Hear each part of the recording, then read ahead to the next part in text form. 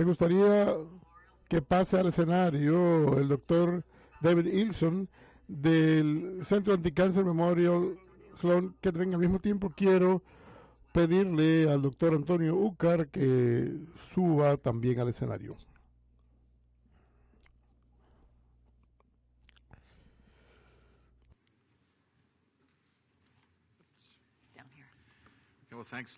Gracias, Libby. Es un gusto volver a hacer uso de la palabra en este simposio y sin lugar a dudas un privilegio haber trabajado con Debbie Sellman durante los últimos 6 o 7 años, apoyando a su fundación y ver todos los logros increíbles que ella logró durante ese lapso de tiempo. Voy a hablar sobre la era de la genómica. El doctor Carnashi ya habló de muchos puntos y me gustaría resaltar algunas consecuencias prácticas de esto y cómo esto puede afectar al paciente a nivel de su cuidado. Así que los cánceres esofágicos y gástricos no son tampoco comunes si se examinan conjuntamente. Como 44,000 norteamericanos cada año presentarán este cáncer y como el 3% de todos los cánceres. El cáncer gástrico es más común aún que el cáncer esofágico, pero su incidencia se reduce en Estados Unidos y vemos más tumores en la parte del estómago que está cerca del esófago y la unión que está entre el esófago y el estómago. Y si hemos visto mejores sobrevidas en los últimos decenios, pueden ver que a 5 años todavía queda mucho por mejorar en cuanto a la sobrevida de 5 años de estas enfermedades, que es únicamente como del 20%, y esta es una necesidad insatisfecha en un campo a que tenemos que consagrar más investigaciones para mejorar los resultados. Si nos fijamos en cómo esta enfermedad se compara con la parte restante del mundo, si nos fijamos en la parte de arriba, pueden ver una incidencia muy alta mundialmente de cáncer gástrico en el oriente de Asia, en Europa Oriental y en Sudamérica. Y si se fijan en la parte inferior, pueden ver que Norteamérica tiene esta enfermedad como algo muy poco común. Así que gran parte de los factores impulsores para la investigación se originará en nuestra colaboración con nuestros colegas en el Asia Oriental, donde esta enfermedad es muy común y de vez en cuando los estudios clínicos y el desarrollo farmacológico se pueden efectuar con mayor rapidez. Así que, para tratar la enfermedad de estadio 4, el doctor Cardenas ya mencionó esto un poco, el tratamiento principal lo es la quimioterapia. Ya sabemos, y hubo una pregunta del público acerca de dar quimioterapia durante 1 o 2 días, durante 5 días. Queda muy claro que tenemos que aplicar lo que hemos aprendido del cáncer del colon, donde tratamientos como FOLFOX, Xeloda, FOLFIRI y otros, estos tratamientos tienen mucho menos efectos secundarios de la quimioterapia de hace 20 años y nosotros nos basamos en el tratamiento de los pacientes de los regímenes contra el cáncer del colon. Fármacos quimioterapéuticos, esto aumenta los efectos secundarios. Ethel Rubinson, epirubicin, no se sabe si agrega beneficios. Agregar doxycycline, no se sabe. Estos tratamientos dan un poco de beneficio, mejoran un poco la supervivencia, pero los efectos secundarios son mucho mayores en los pacientes y epirubicin en realidad se ha eliminado de las guías y ya no lo aprovechamos. En realidad, los dos fármacos quimioterapéuticos son los mejores. Y la quimioterapia secundaria, ¿qué podemos decir? Tenemos ramucirumab que mejora los resultados en la quimioterapia segunda línea. El paciente normalmente usa FOLFOX en la primera línea y entonces empleamos Taxol cada semana como tratamiento de segunda línea. Y esto fue un estudio muy importante sobre la segunda línea. Fue un estudio mundial en que se examinaron el Taxol solo o junto con ramucirumab, que comienza el aporte sanguíneo al cáncer. Y esto mostró una ligera sobrevida a nivel de paciente y se redujo el riesgo de muerte en un 20%. Ya tenemos quimioterapias estándares en primera y segunda líneas, pero estos tratamientos no ayudan a todos y muchos pacientes enfrentan problemas con el cáncer después del primer año, año y medio. Así que, puesto que la quimioterapia convencional tiene beneficios escasos, ahora examinamos los agentes dirigidos que tratan de bloquear más concretamente las vías de crecimiento tumoral. El doctor Cadenacci habló de cómo la quimioterapia afecta la síntesis del ADN y otras propiedades de división celular en la célula tumoral, pero no es muy específico y presenta efectos secundarios ante los tejidos normales. Esperamos que al examinar los agentes dirigidos trataremos de llegar a la célula cancerosa mediante vías para que la célula cancerosa no se divide más rápidamente. Las categorías de agentes dirigidos son anticuerpos monoclonales, fármacos como trastuzumab y fármacos inmunoterapéuticos como cetuximab, inhibidores. Los agentes monoclonales se unen en la superficie de la célula y bloquean las vías de crecimiento, pero lo importante de la molécula es la tirosinasa que transmite la señal a la célula. Los inhibidores han sido muy decepcionantes y también tenemos que fijarnos en lo que pasa posteriormente en la célula, cómo podemos afectar estas vías de crecimiento más tarde. Así que, ¿cómo se enlaza esto con el estudio genómico? En los estudios genómicos examinamos las mutaciones, las anomalías y las implicaciones que mencionó el doctor Cadenacci para identificar cuáles son las dianas que podemos examinar en las células cancerosas cuando se trata de fármacos actuales o nuevos. ¿Cómo hacemos el perfil genómico? ¿Cómo lo logramos? Durante muchos años somos bastante primitivos en hacer esto. Teníamos que el patólogo examinaba el tejido y le aplicaba tinción para establecer qué proteínas estaban presentes, porque evidentemente estas dianas son proteínas expresadas en el tejido y se pueden hacer tinciones inmunohistoquímicas. Y esto es lo que aún hacemos, aún en el 2018. No es que haya que salir corriendo a hacer las pruebas genómicas a todos. El patólogo puede tomar la biopsia y hacer tinciones en el laboratorio. Y en el 2018, además de diagnosticar el cáncer, en el 2018, y esto es importante, que todos los pacientes de cáncer gástrico tienen que hacerse la prueba de HER2 y para la expresión de PDL1, porque tenemos medicinas aprobadas que tratan estas vías. Otro enfoque para cuantificar la diana en las células cancerales es la prueba FISH. Esto mide el número de copias del gen y esto se hace con menos frecuencia en el cáncer gástrico, se hace con más frecuencia en el cáncer de la mama. Y entonces tenemos la secuencia de exón y examinamos todo el genoma del cáncer buscando mutaciones en los genes y amplificaciones de los genes que podrían ser dianas de fármacos o droga o medicinas. Un avance importante se dio en Estados Unidos al publicarse los datos del genoma. Adam Asker encabezó esta iniciativa de NSI. Tomaron casi 300 biopsias congeladas y frescas de cánceres gástricos y describieron la genómica. Y me voy a focalizar en la secuencia de exón. Examinaron centenares de genes buscando mutaciones activantes y amplificando genes que nos darían una idea de la biología del cáncer, sino que también nos darían una idea de que estas vías se pudiesen aprovechar para desarrollar medicinas para inhibir el crecimiento del cáncer.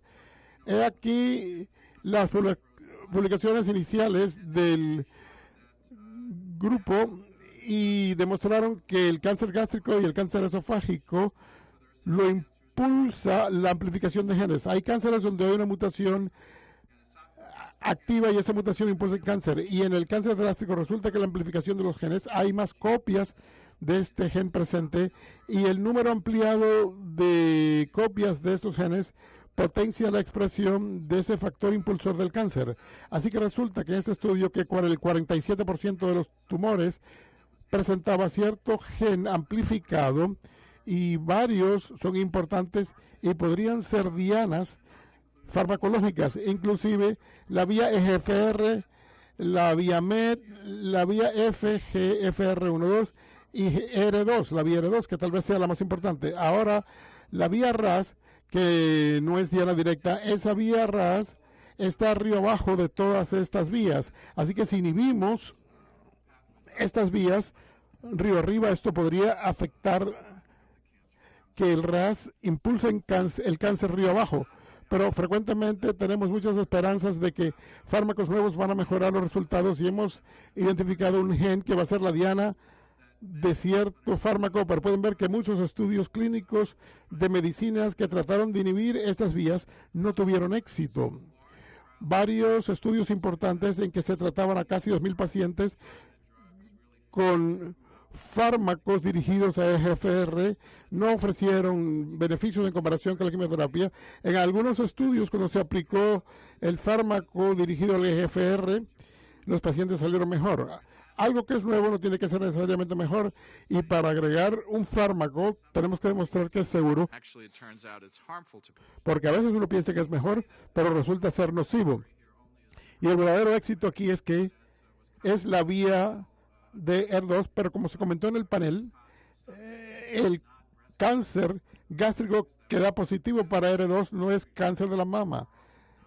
Lo que tenemos disponible para tratar el cáncer de la mama no beneficia el tratamiento contra el cáncer gástrico. Lo que resultó del atlas genómico es que el cáncer gástrico no es una sola enfermedad.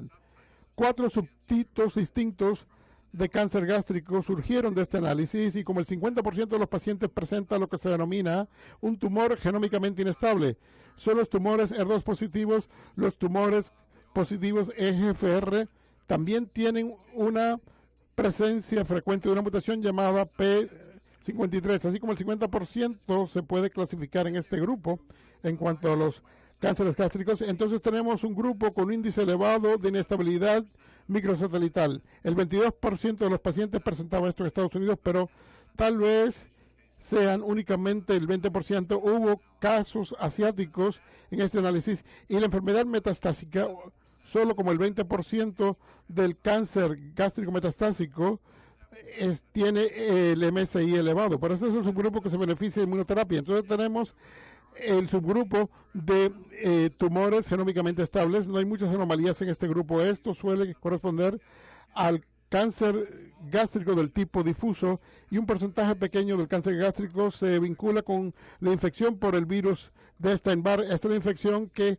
causa la mononucleosis. También está vinculado con varios cánceres más y se encuentra presente como el 9% de los cánceres gástricos, y esto también podría ser un subtipo de pacientes que podrían beneficiarse de los fármacos inmunoterapéuticos. ¿Por qué mi cáncer debe ser objeto del perfil genómico? Las dos cuestiones principales son para identificar la inestabilidad microsatelital, como lo dijo el doctor Catenacci. Los tumores inestables a nivel microsatelital tienen una respuesta como el 50% ante panitumumab, y esto hay que examinarlo. Y los pacientes, la otra forma de hacer el examen de esto, el patólogo puede hacer una prueba de esto haciendo la falta de correspondencia de proteínas. Otro motivo para hacer el perfil genómico es para identificar vías como ER2. Tenemos una medicina mejor, trastuzumab, que mejora el resultado en los pacientes que tienen ER2, y el cáncer gástrico vinculado con el Epstein-Barr. Estos pacientes también se podrían beneficiar más de fármacos. Pandulizumab. Aún se puede plantear que las pruebas genómicas son de investigación. Hay cuestiones importantes que tenemos que averiguar acerca del cáncer, pero lo más importante es, puesto que en realidad tenemos muy pocos fármacos aprobados, hay que hacer un cribado del cáncer, y tenemos un ensayo sobre el cáncer que existe. Cuando pasamos por tratamientos convencionales que no funcionan, el perfil genómico puede ser el método racional para llevar al paciente a un estudio cuando tiene una mutación o anomalía. El perfil genómico busca la amplificación de un gen que podría ser la diana de un fármaco nuevo, la presencia de una mutación, la fusión de un gen o una reorganización que es diana del fármaco nuevo. A veces estas anomalías y mutaciones son muy poco comunes, como se encuentran en 1 de 1000 pacientes, pero aquí hay un ejemplo del gen TREC. Nuestro grupo de memoria acaba de publicar un trabajo en la revista New England. Si hay una reordenación del gen TREP, hay respuestas drásticas ante este fármaco dirigido a TREP.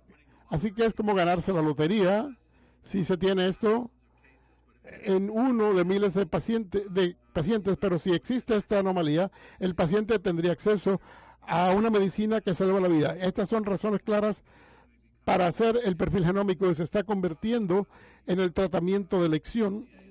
La FDA ya ha certificado varias pruebas que las compañías de seguro reembolsan y ya estamos haciendo esto habitualmente en los pacientes que presentan enfermedad metastásica y estos son los motivos para hacerlo. Así que deben preguntarle a su oncólogo por esto.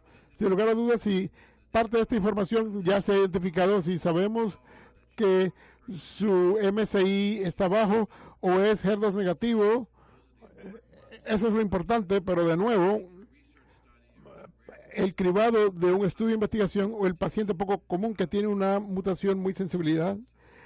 Para estos pacientes se debe considerar el perfil genómico. Mencionamos esto anteriormente. Sabemos que el gen EGFR se amplifica como en el 10 o el 15% de los cánceres esofágico y gástrico, pero mayormente los fármacos son negativos.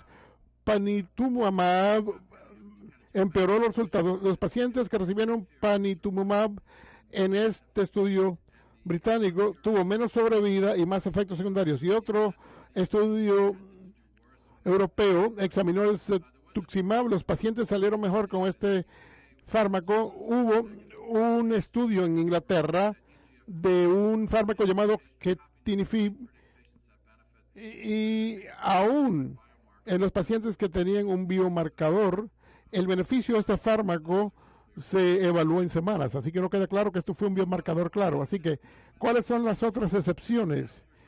Los fármacos receptores MET no mejoraron el resultado en pacientes que fueron sometidos a pruebas de IHF y agregamos estos fármacos a la quimioterapia y esto no mejoró la supervivencia.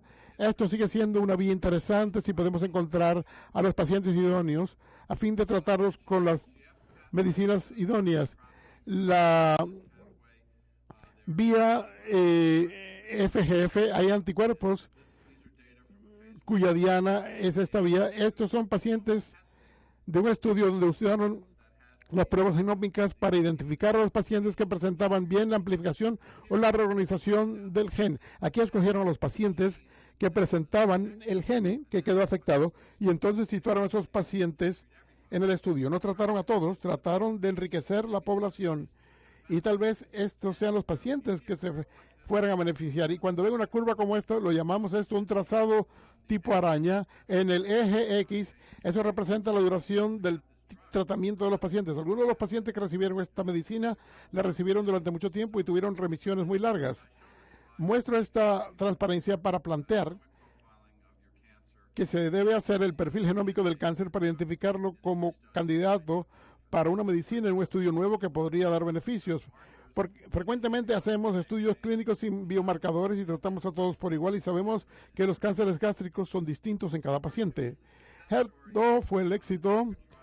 El estudio TOGA mostró una sobrevida moderada en los pacientes de HER2 que recibieron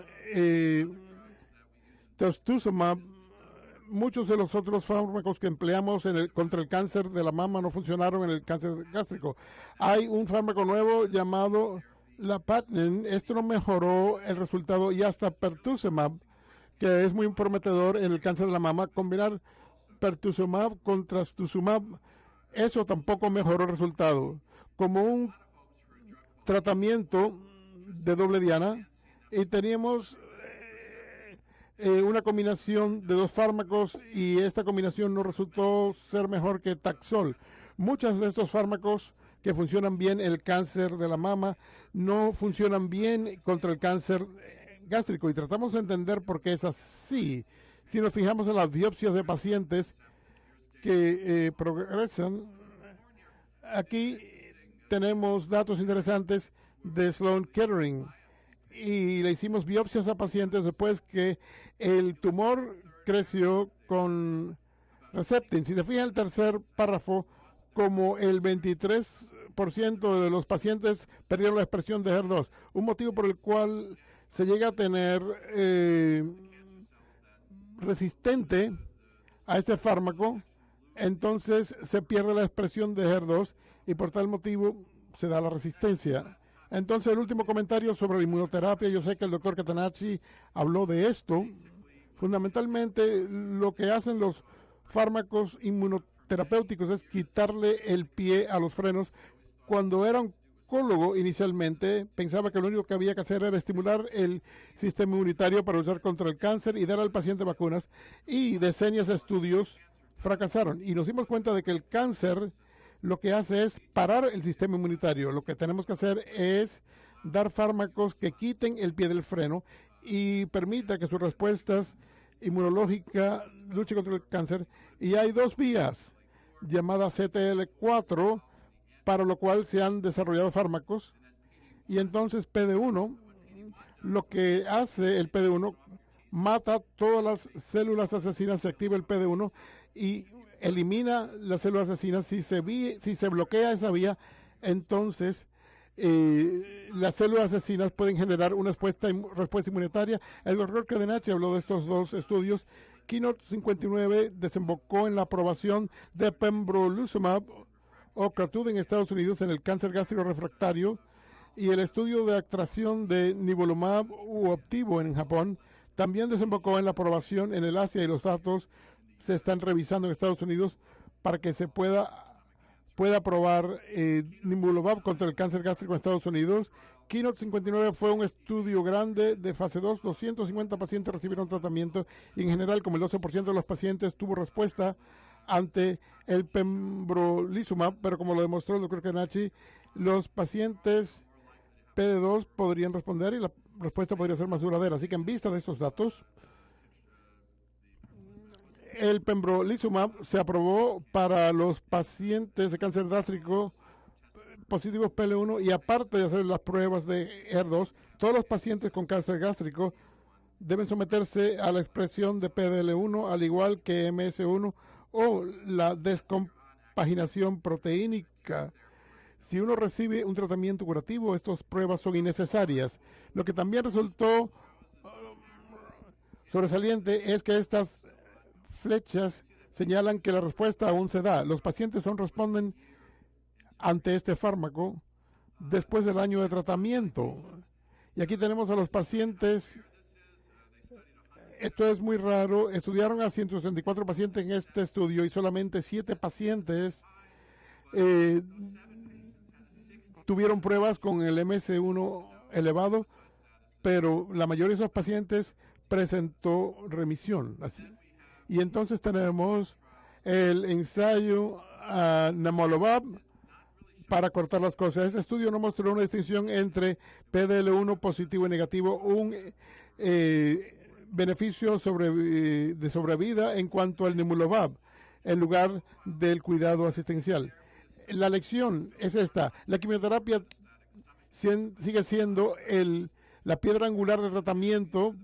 Dos fármacos quimioterapéuticos son los estándares Folfox y Folfiri, y tenemos un tratamiento estándar cuando eso deja de funcionar: Paclitaxel y Ramucirumab en segunda línea. Todos los pacientes con enfermedad metastásica deben tener tinción tisular para determinar si hay expresión de R2 y PDL1 y pruebas genómicas para buscar dianas nuevas de los fármacos y identificar el estudio clínico que tal vez pueda ayudar al paciente. Gracias, muchísimas gracias. Gracias, doctor Elsin. También nos acompaña, como lo dijimos, se encuentra Antonio Ucar, es oncólogo. Gracias por hacer acto de presencia. Antonio Ucar es de Baptist Health en Miami. Como se mencionó, parece que actualmente hay muchos estudios negativos, pero hay estudios que se contemplan y estoy seguro de ello. Quiero dar la palabra al doctor Antonio Ucar. ¿Qué tratamientos contempla usted que muestran promesa en el futuro y que se encuentran en estudios clínicos actualmente. Creo que la promesa principal que contemplo es la combinación de la quimioterapia con la inmunoterapia. Esto ya se ha mencionado y tenemos resultados prometedores contra otras malignidades como el cáncer pulmonar, concretamente. Así que me parece que ese sería el próximo paso junto con el desarrollo de fármacos con dianas nuevas. La misma pregunta, sí, me parece que en realidad esperamos los resultados del uso de primera línea de la inmunoterapia. Hay estudios que examinan las combinaciones de inmunoterapia en comparación con la inmunoterapia, en comparación con una combinación de inmunoterapia y quimioterapia. ¿Es mejor emplear estos fármacos al principio o deberíamos esperar que dejen de funcionar los tratamientos convencionales? Los estudios básicos cuyos resultados esperamos son uno que examina el nivolumab en combinación con epinolobab, así que la quimioterapia en comparación con FOLFOX, en combinación con FOLFOX y otro fármaco. Es un estudio básico. Esto se terminará en los próximos meses. Entonces hay otro estudio importante sobre pembrolizumab que examina este fármaco solo como tratamiento inicial en los pacientes que tienen PD-L1 positivo en comparación con la quimioterapia sola, en comparación con una combinación de pembrolizumab y la inmunoterapia. Eso va a determinar si deberíamos dar la inmunoterapia antes y esperamos los resultados de ciertos estudios en combinación en materia de inmunoterapia.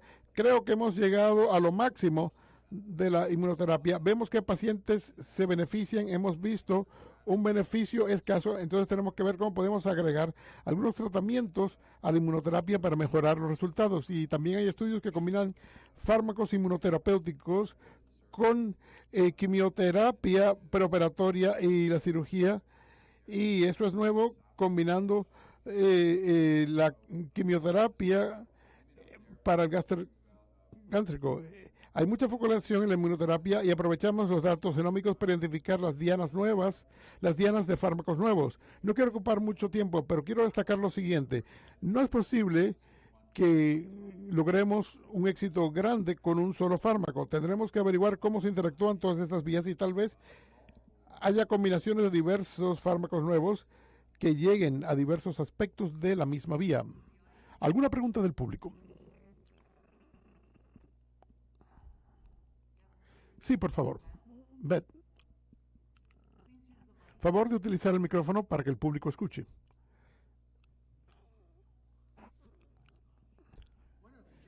¿Cuáles son los conceptos generales en cuanto a por qué el cáncer gástrico es más prevalente tanto en el Japón como en los países del este? Uno de los motivos por el cual se ha desaparecido en Occidente es que la bacteria Ectylobacter pylori era muy prevalente porque no teníamos buena conservación de alimentos, salábamos y ahumábamos los alimentos y usábamos nitratos, y uno de los motivos por los cuales, bueno, si se fijan, hace 100 años el cáncer gástrico era uno de los más comunes en Estados Unidos, el cáncer gástrico y el cáncer cervical. Eran grandes asesinos en Estados Unidos y ambos se han reducido drásticamente en Occidente. Así que esa es una explicación. En realidad no sabemos. Japón no es un país tercermundista. ¿Por qué notamos que hay tanto cáncer gástrico en el Japón? No sé si tenemos una buena respuesta ante eso, pero ha habido una reducción aún en Japón, pero en esos países muy desarrollados del Asia como Corea y Japón, el cáncer gástrico sigue siendo algo muy prevalente. Otra pregunta en relación con el perfil genómico. Usted sugirió que después del tratamiento convencional es bueno efectuar el perfil genómico. ¿No tendría sentido hacerlo antes? Y ante ese efecto, ¿qué tratamiento se aplicaría? ¿Y cuánto cuesta el perfil genómico? ¿Es más económico? ¿Ha pasado de costar millares de dólares a costar $1,000 o aún menos? Las compañías de seguros pueden cubrirlo, pero hay que preocuparse del copago. Es aconsejable hacerlo antes si el paciente va a estar en un estudio clínico. Y ciertamente las pruebas de MSI para inmunoterapia, las de PDL1 también van a ocurrir más tarde. Nosotros quisiéramos que se hicieran inmediatamente, pero algunas veces tenemos información sobre la cual no podemos actuar. Y la última es acerca de que estas dos pruebas de MSI y de PDL1 es básicamente identificando a los pacientes que pudieran participar en estos estudios investigativos, y tampoco queremos esperar hasta demasiado tarde cuando el paciente está demasiado enfermo para proveerle esta terapia, pero en muchas ocasiones este estudio genómico inicial no va a impactar en los estudios en que participes. Una de las cosas en términos de su preocupación con la evolución de los tumores, y hablamos un poco acerca de la pérdida de la expresión genética, y esto es una defensa que pudiera ser explorada para ver cuáles son las nuevas mutaciones que están desarrollándose a lo largo del curso de la enfermedad, en vez de tener que hacer una biopsia, que es un procedimiento invasivo, no solamente hacer esta biopsia líquida en sustitución. Algunas personas están abogando por las pruebas del virus de Epstein-Barr, y también hay algunos tumores que son positivos. O sea, hay 3% que quizás no lo sean. Algunas ideas acerca de algunas ideas suyas acerca de hacer las pruebas de este virus de B, y de también al mismo tiempo que hacemos lo de HER. En algunas pruebas estamos haciéndolos ambos, pero estamos tratando de discriminar lo que hacemos. O sea, en algunos casos, muchos pacientes que son positivos para el Epstein-Barr, este virus, también son positivos para PDL1, y yo creo que en nuestro análisis que han impactado es que también estudiemos algunos de los marcadores del virus de Epstein-Barr, y esto es bueno también para la prognosis. O sea, mostró alguna data que hay tumores en las cuales la inmunoterapia es efectiva, no actúa bien, pero sí es efectivo para segunda línea. Entonces usted han visto que el número de estos pacientes puede cambiar. No puedes cambiar a las directrices basado en 7 pacientes. Eso no sería responsable, pero no puedes hacer un estudio basado en 5%, 5% o un pequeño porcentaje de pacientes. Eso pudiera ser que recientemente miramos en nuestra database genómica que los pacientes que tienen MSI parecen que tienen un tumor más agresivo, entonces quizás se beneficien más de la quimioterapia. Entonces quizás hay un argumento de que los pacientes con MSI no deben esperar, sino que inmediatamente reciban FOLFOX o tratamientos con fármacos convencionales. Entonces quizás si no tienen buenos resultados, que entonces se encaminen a una inmunoterapia, pero no creo que en el cáncer de colon de tipo MSA y no todo el mundo inicialmente responde a estos agentes. La respuesta es hasta el 30%. No todo el mundo se mejora de este tipo de fármaco, pero sí vamos a moverlo un poquito más hacia adelante en la línea de tratamiento, pero no creo que deben ponerlo en la línea primaria de defensiva. Señor doctor Yukar, si quisiera prestar una pregunta en línea. ¿Qué es límite plástica? Y si hay tratamientos especializados para eso. Esto es una infiltración difusiva de la pared estomacal, de un segmento de la pared estomacal. Y es una ocurrencia bastante rara en 3% de los casos. Esa es una indicación que la enfermedad está avanzada o está avanzando. Y nosotros recomendamos para estos casos hasta una evaluación laparoscópica anterior al tratamiento, y entonces si no hay evidencia de enfermedad metastática, entonces procedemos a la quimioterapia y entonces evaluamos la posibilidad de intervención quirúrgica si el paciente requiere una gastrectomía total, y probablemente hacemos la quimioterapia o radioterapia después de la cirugía.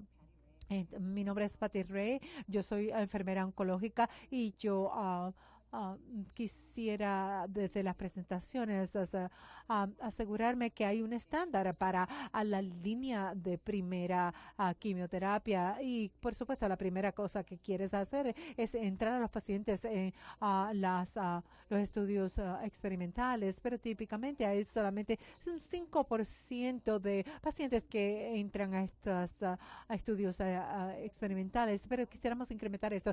Dado esto, ¿qué es lo que usted piensa que si tenemos ya este estándar de segunda línea de tratamiento, ¿por qué tan poco porcentaje de personas reciben estos fármacos? No creo que puedo responderle a esa pregunta bien, porque hay centros académicos en los cuales nosotros seguimos un estándar de atención. En Japón, el cáncer gástrico es un cáncer importante, y es una pregunta que no puedo responder, no tiene respuesta, no tengo una respuesta. ¿Y qué deberíamos hacer para educar o para llegar a saber qué es lo que debemos hacer para ayudar a estos pacientes? ¿Alguna otra pregunta, por favor?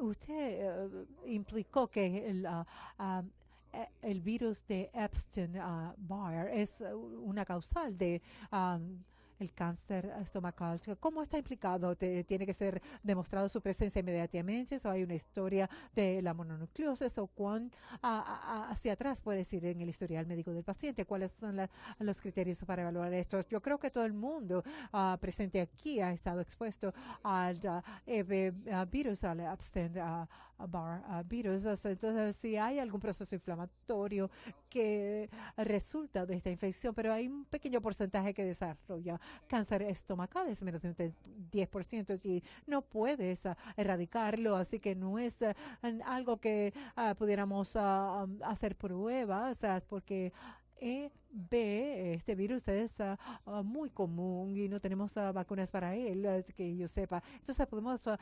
preguntarles a los pacientes si han sufrido de mononucleosis, si no importa cuán atrás ha sido esto, pero no determina nada, porque siempre vas a tener exposición a esto, vas a tener, por ejemplo, infección cutánea de este virus. Entonces, ¿cómo llegas a esta cifra de 5 a 10%? ¿Qué significa? Eso significa que este pequeño porcentaje puede representar un factor de riesgo para estos pacientes, pero obviamente la mayoría de los pacientes tienen exposición a este Epstein-Barr, a este virus, y no tienen ningún tipo de desarrollo de cáncer. Pero obviamente en ciertos pacientes esto es un motorizador de incremento en el riesgo de ciertos pacientes de sufrir de cáncer estomacal. Sí puede haber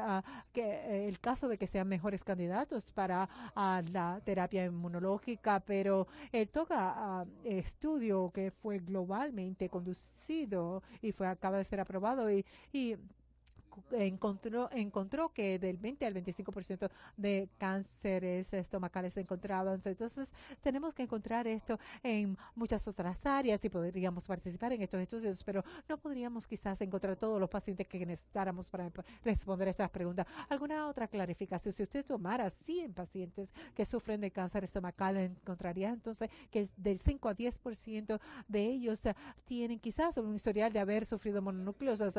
No, porque probablemente todo el mundo ha sufrido la mononucleosis. Lo que sucede es que lo encuentras en el cáncer mismo, en el momento de la biopsia, del proceso de la biopsia del cáncer mismo. Muy bien, gracias. Una última Pregunta para el doctor Yukar. Y esto es una pregunta acerca de las pruebas de familiares.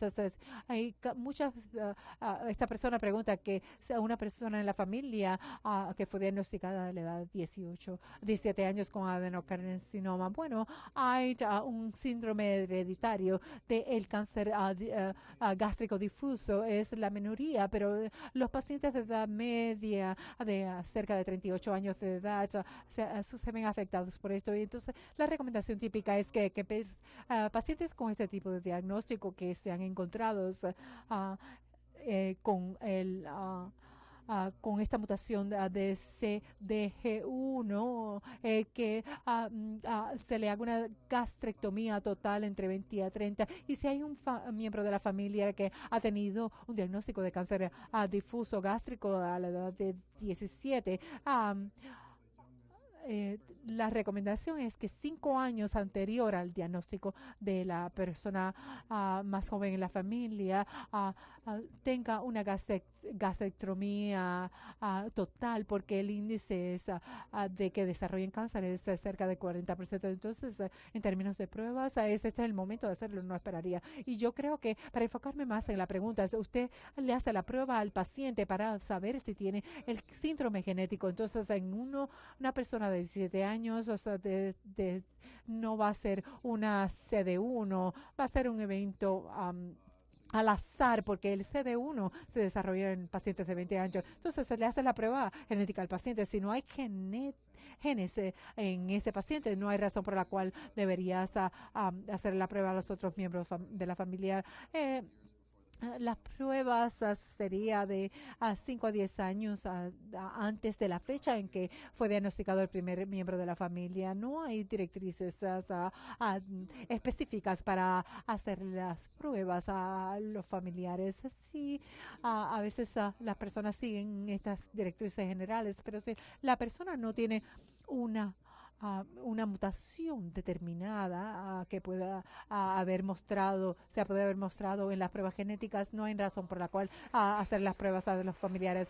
Muchísimas gracias por esta mañana de presentaciones, y nuestros doctores que presentaron en la mañana van a estar disponibles para ustedes si tienen algunas preguntas, así que siéntanse libres de aproximárseles y si quisieran por favor acercarse, doctores, para tomarnos una pequeña fotografía. Y antes del almuerzo quisiera darle las gracias muy sentidas.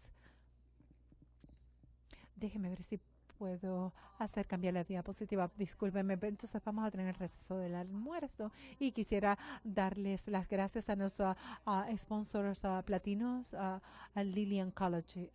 Entonces a las 45 vamos a tener una fotografía de sobrevivientes, así que por favor vengan a tomársela y por favor recuérdense de visitar nuestros kioscos a los lados del salón, y si quisieran comprar algunas remeras o joyerías o pequeños artículos, por favor háganlo. Si están interesados en participar en nuestra ceremonia de gala esta noche, por favor contacten a Mary Margaret en la parte trasera de nuestro salón. Muchísimas gracias por una maravillosa sesión, y vamos a estar disponibles para ustedes si tienen alguna pregunta.